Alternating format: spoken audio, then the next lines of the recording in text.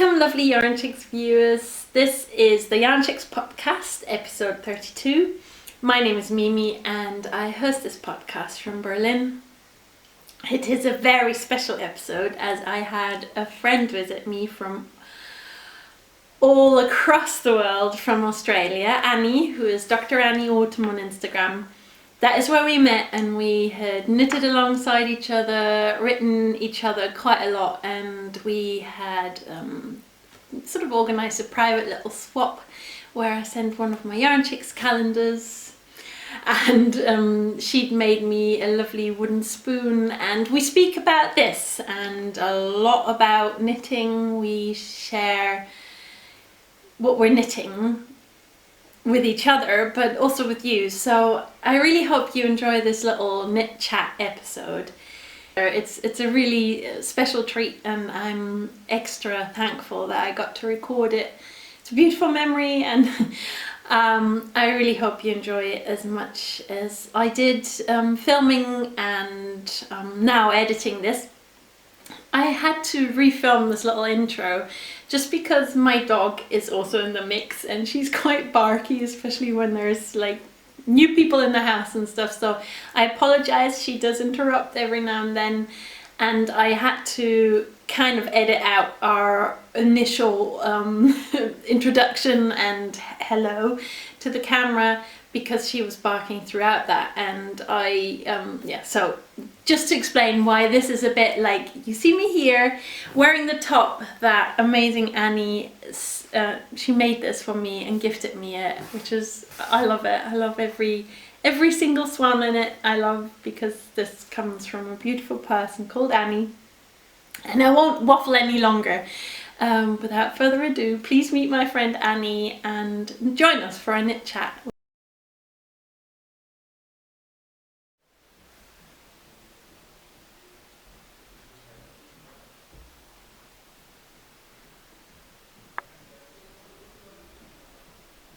And having a knit chat. Thank you, Annie, for coming to visit me. Thank you, Mimi, for having me in your house. Annie has travelled all the way from Australia.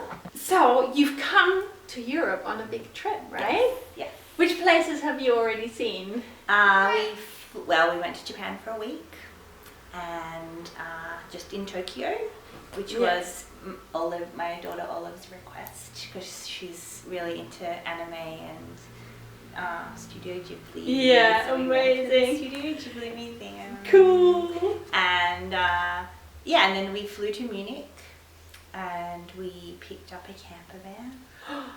Oh, so you're doing like a road trip. We're doing all the things, yeah. Yeah. Beautiful. We kind of, we haven't had a family holiday ever, just the four of us. Yeah. And we have never, Genevieve and I travelled overseas for about 15 years ago. Oh, yeah. Yeah, we've not travelled really since then. So we thought, who knows when we're going to be able to do this again, let's do it properly. Yeah.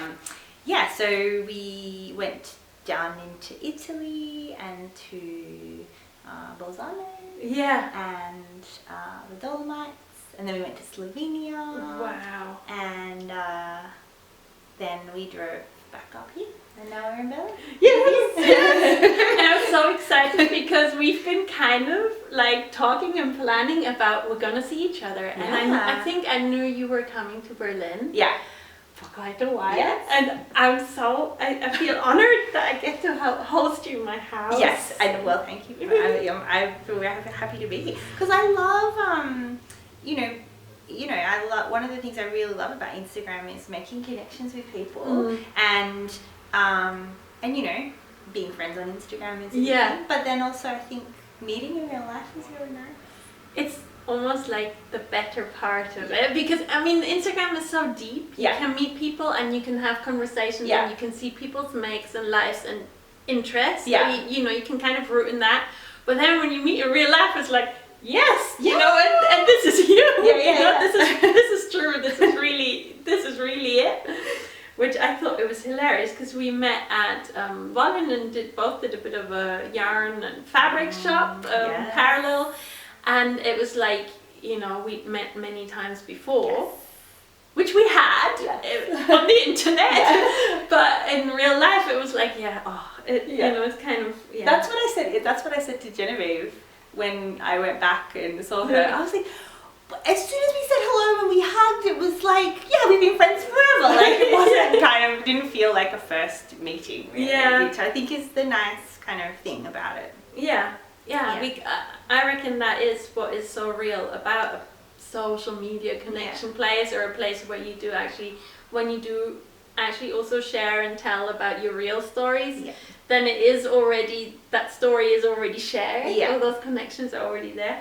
And we both knitted this alongside, and I think that was the first kind of knit connection. It is so funny to sit there. So we both at the same time made this. It is called the East Cardigan. I'm glad you remember the name. But I just went blank. And the East Cardigan, I'm not sure if it was Karin Westhunt designed it, because now they're the Westhunt sisters. But at the time, I think they were sort of changing their Instagram and things. Know that. And so they're Stina and Karin. They both sort of collaborate on patterns now. And I've made a lot of their things. Yeah, they're really good. They're amazing. They're really good patterns. I made the bobble one with the little popcorn. I have that pattern, but I didn't make the cardigan, so I made the sweater version that came out a bit earlier. Right. It's called Renfanna. Okay. But it's the same. It's the same pattern.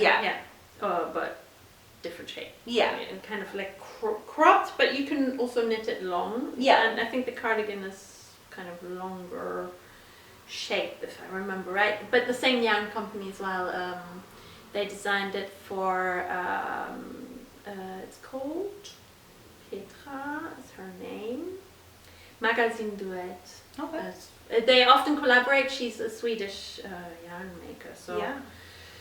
Nice. Very nice. And they're very nice sisters. I met them both when I first went to EYS. Nice. And that's when I decided to make this, and I bought the yarn there, and so I love that rainbow little bits. I feel like I didn't, on Instagram, I couldn't see that rainbow so well. Like, it's much brighter in real life. I guess because it is sort of got so much white in the background. We're talking about yarns that are like that, when you have like more white and then just speckles of color, so that maybe sometimes it kind of swallows it, especially in photographs. Yeah, that's why I keep saying it's like sort of like rainbow bright. It's beautiful. And I love the way that yours is like the other way around almost, because you have like the rainbow bright, indie dyed, this speckled. Is speckled by, the colorway is Spice Market, which I really like, and it's by Skein Yarn, which is an Australian indie dye, which I've kind of made a policy with myself that I'm not going to buy yarn from overseas. Like, I only buy Australian yarn, and Skein does the most beautiful colours. That's so cool. And then this bit is reclaimed yarn from the op shop. So cool. I'm well impressed, because we've been having lots of chats about buying yarn and buying yarn souvenirs and really liking that kind of speckly special stuff, but also upcycling and recycling, and I like that about your work, that you always have this kind of creative way of going on, like out with fabric and making everything last. And this one is another good. This is Kermis. That's an Anna pattern, right? Which I just love this pattern. I actually feel like I might make another one. But the pink and the red is also reclaimed yarn from the op shop, like unraveled sweaters, which my mum is super good at doing that for me. Like, she helps you unravel it? Well, she just does it. She just will like send me a text, be like, I got you this jumper, I'm unraveling it, and then she just gives me a bag full of balls of yarn. I need her contact. And then this top bit is I'll show from the back, is that is a hand dyed yarn. I have craft camp with 3 of my best friends in Australia, and at craft camp we do whatever we are working on, but one of the things that we do is dyeing, because my friend Shenka is so good on dyeing and colour, and so we made this together, and it's just like the most beautiful peachy sunset stripiness. Yeah, and it goes well with these pinks. Yes. And I mean, both the pink and the red are because there's the odd little, this is the odd little hello. And Marie approves. Oh, you don't cry. Don't cry. Be friendly. Be friendly. Yeah. So this is just one of my favorite things I've ever knitted. It's beautiful. Yeah. And I've also seen this on your posts Yeah. and photos, and again, it's also the colors are much more vibrant in the live. Yeah, seeing it. So you're right. It is kind of it's always like that, isn't it? Yeah. When you see something for real, and you can appreciate much more how it glows. So pretty. Yes. Thank you for showing. Oh yeah, no worries. It was just there. And also, can I tell you the story about this binding? Did you do so? It's steeked. Yeah, it's steeked. Oh. Steeking is a total revelation for me because I don't really like purling. Yes. I understand. Yeah. So as soon as I steeked, I just never looked back. I steek everything, even if it's not a steek pattern. Like if it's a back and forth cardigan, I just knit it in the round and then steek it because I think it's easier. Yeah, I did that with the Theory cardigan as well. Oh, and it helped so much because my purl got better since I started doing Portuguese purling, where you lead the yarn, the working yarn, over the back of your head, and then when you purl, you use your thumb to move the working yarn. And since then, with this technique, I can control the gauge of my purl. But before, my purl was like super loose compared to my knit stitch. It was like twice the size almost. Wow. It's crazy. See, that's the opposite to me. And I was recently working on a pattern and it said, pink t-shirt that I'm making. Yeah. It said, use a smaller needle for your purl because most people purl more loosely. And I was like, oh, that's the exact opposite to me because I purl super tight. Tighter? Yeah. Ah, so when I knit back and forth, the gauge is all weird anyway. Yeah. My pearls are quite different. So yeah, see, that's... oh, now the dog is going to start barking again. He's got the ball. Silly dog! I'm going to put her back out again because otherwise we're going to have this the whole time. Oh! Bad of me, but I think otherwise she's going to bark at us the whole time. I really, that's funny because with the purling it's always a topic in discussions, and that's why also when I learned Portuguese purl from my friend Kat, I was like, it was a revelation for me. But that sounds like a good trick as well. You can just go down a needle size. Yeah. I mean, that's something that, I hadn't even thought of, like, as an opportunity to change around, and you could go up a needle size maybe if you feel like it was too tight. Yeah. I mean, it kind of is an experimental, right? Yeah. And I'm Stitching just is like the way forward. Yeah. The lazy easy answer. Yeah, knitting in the round and then steeking. I agree. I would say steeking is also fun for the adventure of it. Oh yeah, it's super good. But I have met you in person now, and I think I've met mainly also your amazing homestead through your Instagram, which I haven't met in person because I haven't been to Australia. But one day. I'm hoping to go. But I'm very nosy about your building. So one of my questions was going to be how did that come about? How did you build your home? Because you're not only a hand knitter, you're also a hand homemaker. Yeah. Okay, so when I was I'll tell you the whole story of why we were building a house. Yes, please. So when I was about 15, I went to a friend of my dad's house, and she had built her own mud brick house, a little tiny house with an attic, and I became then as a teenager obsessed with like, oh my goodness, you can build your own home in your own hands. And I kind of grew up around building. Like my dad was always renovating or building little extensions or different things. So it's kind of in my world. I just fixated on that idea. Like, it was just this bee in my bonnet was just, one day I'm going to build my own house. It was kind of like a given thing. And so when I met Genevieve, my partner, I said, look, this is on my agenda.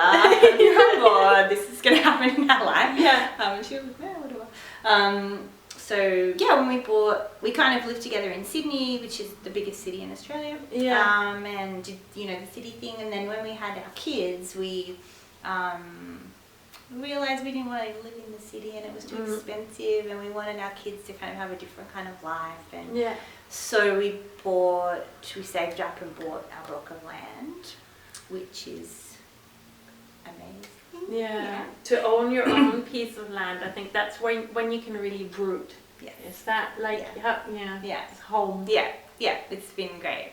And then neither of us had built anything before, so we were like, are we actually crazy? Are we gonna do this? And so we built our tiny house first, just to be like, okay, can we do this? Are we being silly?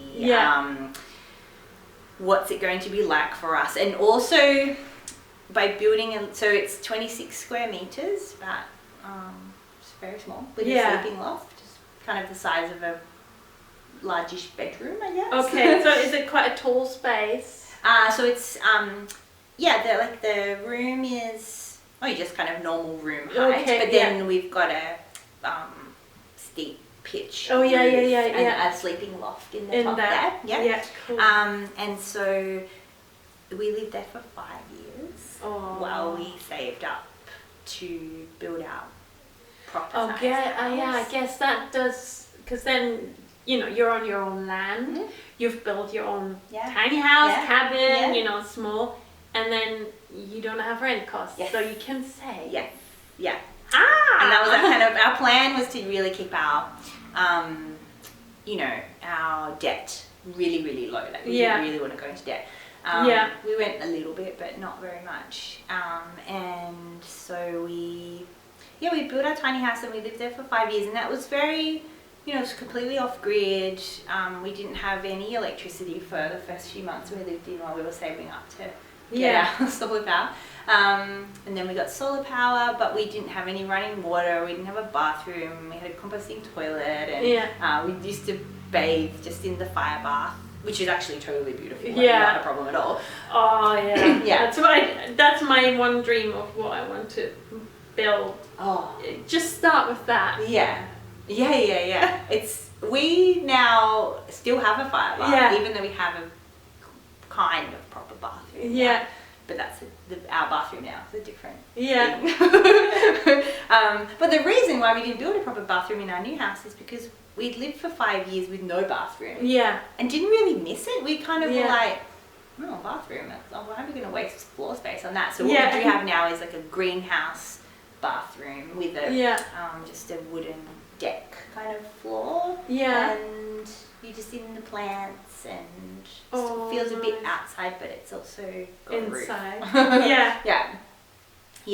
So we built our houses out of straw bale. Which we rendered naturally by hand, which is actually really hard. Is it hard? It's really hard. What do you have to do to it to render it? Well, you just have to. So you build the straw bale. It's like giant Duplo. It's so good. And I am actually a bit of a evangelist kind of zealot about straw bale building because I think it's so amazing on so many levels. It's so beautiful, but it's a waste, like straw is a waste material. And it's easy if you've never built anything before, and it's the thermal qualities are amazing. And the acoustic qualities are amazing. Like it's just the material. It's just the best. The only bad bit is the rendering. So we hand rendered. The tiny house is rendered in clay in the inside. But we use lime for the big house. Because it's I found it a bit easier to work with and a bit more durable as well with the kids. And so you have to involves water. Involves mud. Involves stomping it, or no, we didn't do it that way. We used the cement mixer. Mixering it. Measuring kind of. Yeah, like putting in the proportions. Yeah, getting it right. And making the right kind of mix, and also experimenting a little bit. Like we tried a few different kind of mixes until we got one that was easy to work with, easy-ish. And yeah, we got there. But with the help of my amazing friend Belle, who I met on Instagram. There you go. We were Instagram friends, and then she was in the valley. In our valley, and it was Genevieve's 40th birthday, and I just sent her a message like, "Hey, we're having a party for Genevieve's 40th. You should come to the party." And she came, and that was the first time we met. Was at the party, and she just kind of said, "Look, I'm hanging around. Can I help you finish your house?" And we were like, "Yes, Angel, you can." And so we spent 2 weeks together. Maybe more. About 2 weeks, full time, like 8 hours a day, rendering our house, and it just fast tracked our friendship.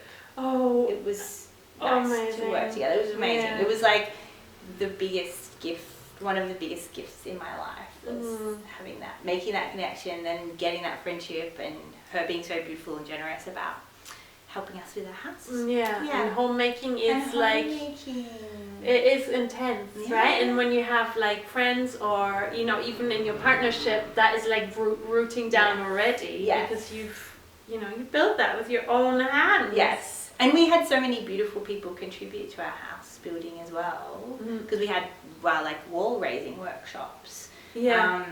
And different people doing little different bits and pieces on it, so that all the bits of the house we can look at and go, oh, remember in the workshop so and so was working on that bit, and it's just, we know every single part of the house and what went into it, and and even the bad bits, we kind of look at it like, oh, remember the time when blah blah did the thing wrong, it's just kind of it's a real living story. It's a living story, exactly. And we get to live in it every day, and also feel the love, because it's incredibly generous to help somebody with their house. So every day we're like in this love bubble. Love bubble. Oh, how amazing. And do you think is there anything that, like, building wise, you still need to do, or that you will does it carry on, or does it ever stop with homemaking? There's a few things that are not properly finished. Because we just were a bit like, the kids were getting big. Like when we moved into our tiny house, the kids were 2 and 5. So they were little and they didn't take up much space, but then they got bigger. And now they need their space. They needed more space, and so we kind of rushed at the end. We were like, let's just get in there. But it's not it's mostly finished. There's a few things we want to do, like we might put double glazing on the windows to make it a bit more, thermally a bit better. But it's pretty much done. Cool. And we've been in for 2 years, I think, now. That's a long time. So you've probably 2 years. That means you've probably tested it through the seasons. Is there much seasonal change? Does it make a difference to have double glazing in your winters, or is it? Look, our winters compared to Europe, our winters are quite mild. But I think windy, rainy, kind of. Well, thanks to our climate change, we actually have really extended periods of drought now. So it's usually 5 months of drought, a flood, 5 months drought again. It's quite, the weather is a bit crazy. So we just think the double glazing will help to seal the house a bit better, because the other thing is we wanted to use as much reclaimed material as we could. So all our windows and doors are second hand, found on the side of the road, or pulled them out of someone's house, or people gave them to us, different things. But what that means, it's great, and they were mostly free, and recycled. Exactly. That's good. You didn't go to landfill. But some of them don't seal super well, which means that we've always got door snakes at the bottom, and really heavy curtains, all that kind of stuff. But it's you just kind of make do, and it's an extremely comfortable house. It's very beautiful to be in. I love the photos of it, so please go check out Dr. Annie Autumn. Autumn. I don't even Dr. know Annie my Autumn. Because I remember Instagram. it just a Annie Autumn. Yeah. And it's changed, so it's Dr. Annie Ann. I will write it here. Yeah, so we'll go and have a look at this amazing home, so you can like relate to the images we're like trying to project. Very green, amazing. Also, lots of windows. Yeah. Because it's passive solar design, so Yeah. we wanted it to be warmed by the northern sun, which is the equivalent of the southern sun here. This is baffling my brain. So northern sun, we get heaps of northern light in the mornings, and it's very beautiful. Oh, gorgeous. So please go visit to have a look and to understand what is so amazing about this home. And what we mean with the kind of... I saw the last build session you had was the deck. Is that true? Yeah. Like outside? Yeah. That looks really nice. That is really nice. So it's like an outside extension, basically, like a space outside. Yeah. Like an extra room. Yeah. Along the north side again, so nice and sunny. And it's a bit kind of undercover, but it's also a bit open, and just a nice kind of hangout space. Yeah. It's beautiful. Dreamy. Yeah, dreamy. And that, I feel so, my friends actually organised that as a like a gift when I kept my cancer diagnosis the second time. They were like, let's do this nice thing, and they just organised it. And then came and built it, and it was very amazing. I'll start crying if I think about it too much. No, I think it is amazing that you have grown, a house, a community, and this connection where actually this, this is home, true home. So it's also true healing to get these, gifts from angels, friends, connections, and what you're meant to have is that kind of community. I feel very lucky. I feel very lucky you shared the story of your home, because I am like with the with our shepherd's hat and stuff, I only have glimpses of it, and it's all still randomly only like a weekend thing, but to know someone and to have written a lot about this kind of life and change in life, it's inspiring. Thank you for the inspiration. Who knows, maybe I'll be straw bale building a house. It's really good. I'm gonna carry on dreaming. Okay, one other thing that I was gonna actually root back to, and I might change the order of it, but because I know you teach, but I don't actually know what your background is. I'm nosy to find out where you started. Like my training? Yeah. Or if you want to talk about it, you don't. No, that's fine. So I did a Bachelor of Arts degree in English literature. Wow. Which I love. I'm a total book nerd. Wow. Love books. Yeah. And so I studied English literature, and then I did an honours degree, and then I did a PhD. That's why I'm Dr. Annie Autumn. Dr. Annie. And so and I teach at university, so I teach English, and I also teach sociology. So it's about writing, or about like studying texts. Yeah. So like how we read texts, why we read certain things into certain texts, and so I just actually am obsessed. Like I actually love it. And it's I love teaching as well.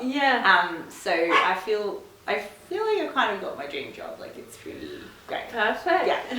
Cool. Yeah. But how did knitting come to you then? Like what is that? Well, I've only been knitting for 3 years. Wow. And the amazing things you made. I've always done crafts, so my mum is super crafty, like always sewing and crochet, and I kind of grew up sewing and crocheting. And I was always really like, knitting, I don't need knitting, I've got crochet. Crochet is everything I need, blah, blah, blah. And then I discovered Stephen West. And, well, actually I'm wearing... Oh yeah, the shawl. This is a bit of a embarrassing story, but I'll tell it anyway. So I'll take all my precious badges off. So I fell in love with West Knit's Exploration Station, and I kind of asked a few of my knitting friends. I was like, does anyone want to make me an exploration station? And they were like, no, that's massive. Make it yourself. Yeah. And I was like, okay, I will. Yeah. And so I set about teaching myself to knit with the help of a few friends, showing me different things, and with my goal was like exploration station. Station. Like, it's a big shawl, different layers. It's huge. It's really beautiful shapes. Yeah. And after about 2 years of knitting, and I'd made lots of garments, and I just felt like, okay, now's the time. I'm ready for the exploration station. And I bought the yarn with my birthday money, and this is also skein yarn. Yeah. And I started knitting it, and I got this far, and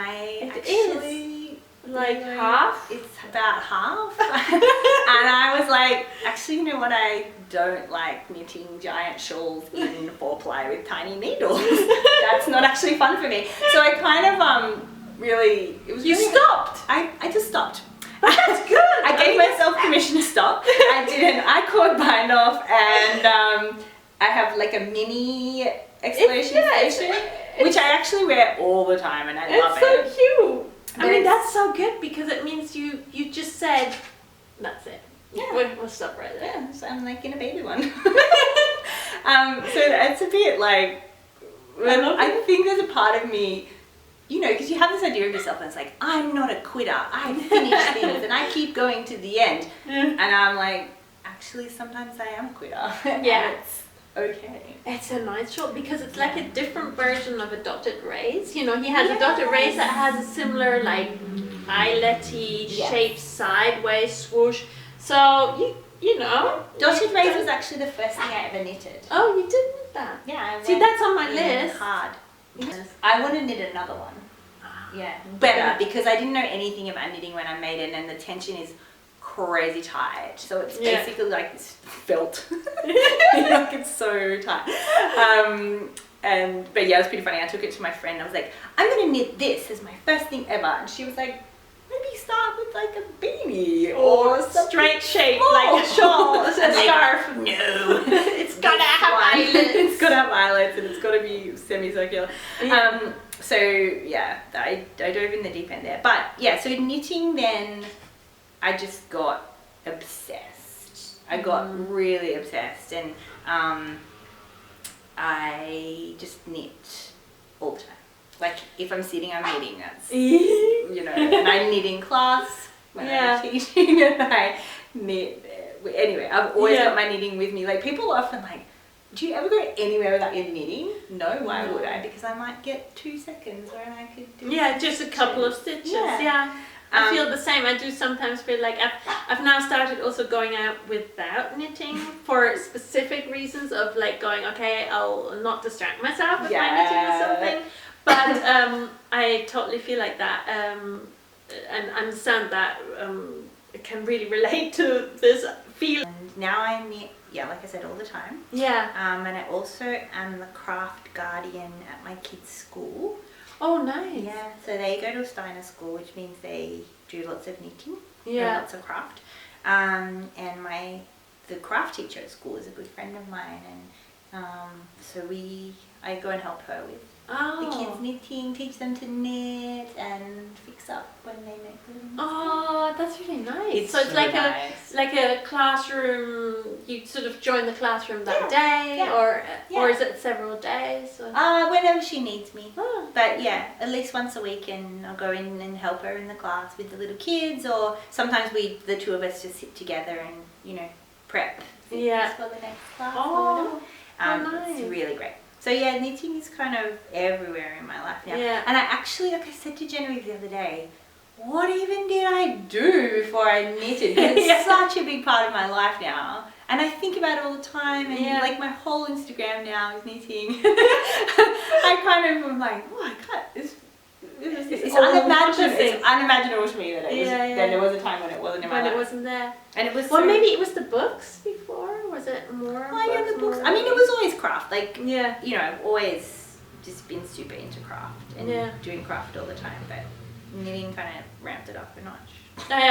I can relate. I'm like at this point where I'm hoping that I can start practicing knitting and reading parallel. Oh, There's a really nice podcast. Susan, she's called KnitLib. Yeah. She has, you will like her, she's a librarian, Oh. and she uses a book stand so that she can read and knit at the same time. And I can so relate to that. I want to so practice getting there, because I had this thing, because I'm also still at university, doing my master's, and when I stopped writing my thesis, I have a bit of a writing block, so then I gave myself a self-inflicted reading block. So I said, okay, if I don't read university material, I'm not reading. Yeah. So I stopped reading for fun, and I said, oh my god, I can't believe I did that to myself. This is like, I'm talking 5 years of like going, why do I do? And I've just discovered it through a friend and different book clubs and going a bit more like small steps into books and working in the kids' library, similar to your task, like just sort of helping the kids get out books from the library and reading some of the books there. And so I'm slowly getting back into the books thing for myself. So I can relate to that whole idea of, I don't know, going down into a spiral of wanting to grow that more and more. So I hope more books will. How long have you been knitting for? So I started knitting like crazy 2000. The camera just cut out, so we're like retracing our steps. How I started knitting, and I told about Anna Maltz, and the connection is actually great, because the first and ever only interview I did on the sofa was with Anna. And so it's, kind of fun to talk about her here. And I went mad with knitting in the winter 2015, 2016, and knitted her rockhopper shawl. Yes. Yeah, and that is very similar like this. Super, super similar, actually, a bit wider, the stripes, but the same kind of eyelet holes. And there was no looking back from there. It's a bit like that. Yeah. Whenever I meet someone, they're like, I tried knitting and didn't like it much. I'm like, interesting. It's interesting. Are we made from the same wood? Yeah. With different islands, I'm sure. And I never thought that it would be like that I would get my kind of, I was quite headstrong. I wanted that pattern, I wanted to knit it, so I bought the book and kind of went for it. And then, and spent money on yarn, had half of the yarn gifted, and in the end calculated, because I had to buy more yarn, calculated, and this shawl is like the most expensive thing I've ever knitted. Oh wow. Yeah, it would have cost, but you mean most of the yarn my friend had given me. Yeah. There's this kid silk mohair. Oh my goodness. Oh my god, it would have cost, anyway, let's not talk about that. And then after that, I was like, okay, I want to make Stephen West stuff. So I got into the penguono knitting for fun. I shrunk it to be my daughter's size, and I just loved using up scraps. Yes, using up scraps is the best. And it's so cool that we both have this like Stephen West, like, like, he was definitely one of the inspirations to kind of learn about stash busting and using up, for me, that I loved it. Yeah. And can't stop knitting stash busters like this one. That was the recently finished Shifty sweater, which is so beautiful, and I'm seeing it for the first time in real life, and it's amazing. And we've said we're gonna move in. We're gonna move into it together. Yes. I'm living in this sleeve. And I'm gonna live over here because it's just super good. And it's like, this is actually my dream sweater, basically. Yeah. You've knitted it. I've knitted your dream sweater. But oh god, if I have like leftovers, I want you to have them, then you can carry on like the rainbow knitting, the Shifty. I definitely want to make one for myself. Cool. Yeah. And it's so much fun. I couldn't stop. So I'm knitting the, you might have seen, I had to stop because I've like fiddled the needle in, and I just can't be asked picking up the stitches under the yarn right now.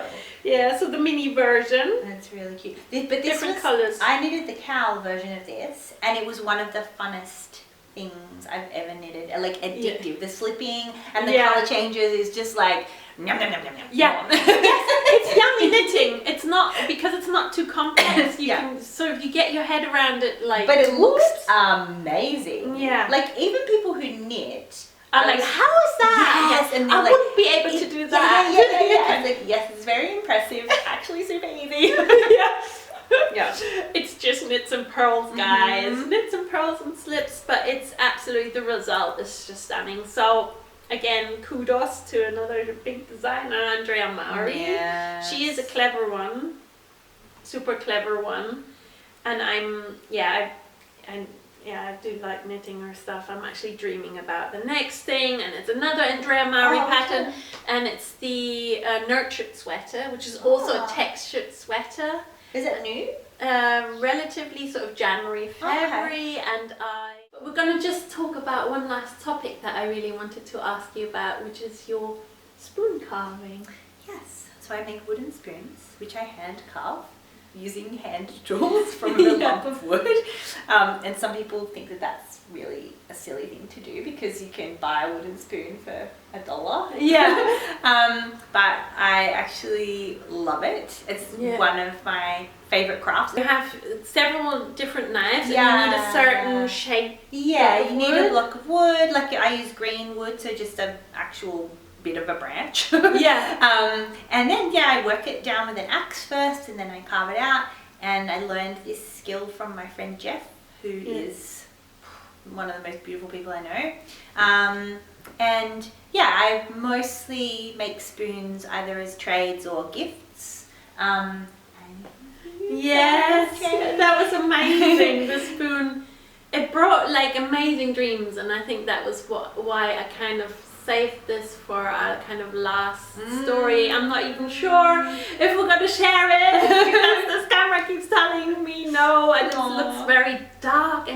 But it was that the first night the spoon was here, and I think it smelled of lavender. It was like it was like lavender oil. I think you probably made that as the last treatment. Yeah. Kind of nice. And it's almost like this road trip that I was dreaming about, and that dream you're now on, and I'm so happy you and Genevieve are like living this, I don't know, free life of going places and following your heart. And obviously it takes a lot of planning and a lot of effort to do that with kids. Yeah. Crazy maybe? No, it's the perfect side of crazy, the best side of crazy. And I just think it's a beautiful thing that story is actually kind of in my head. It was like an amazing adventure I had in my sleep, and now I find it's kind of like a round story to hear about all your adventures of kind of road tripping and it coming true. And so I thank you very much. You're very welcome. Thank you for having me in your beautiful house, which I love. I totally love it. Oh, you're welcome anytime. Like if, the next time, or if you end up staying in Berlin longer, it's yours. You can have it. Move in. Not just into the Shifty. Into the beautiful apartment. We were just like, gotta come to Australia to see you. Yeah, so you can stay at our place for sure. And tell that story with a different angle. Yes. I love that. Yes. And I think it's gonna be so nice to be able to share this. So I'm honored you shared your knowledge and wisdom with us, and that I get to share it on my little kind of interview podcast. Aww, thank you. Thank you. It's an honor to know you. Aww. And it's so inspiring to talk about all these amazing things.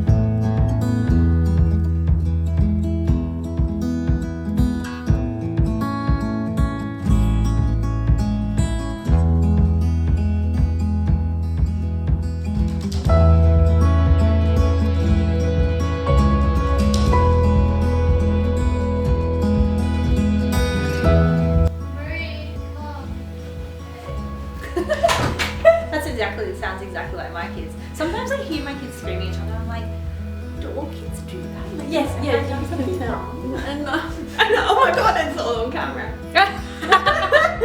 And on the audio file. we're gonna play that to them later. Like when they're like 16 or for their wedding. Yeah, it's like, and now.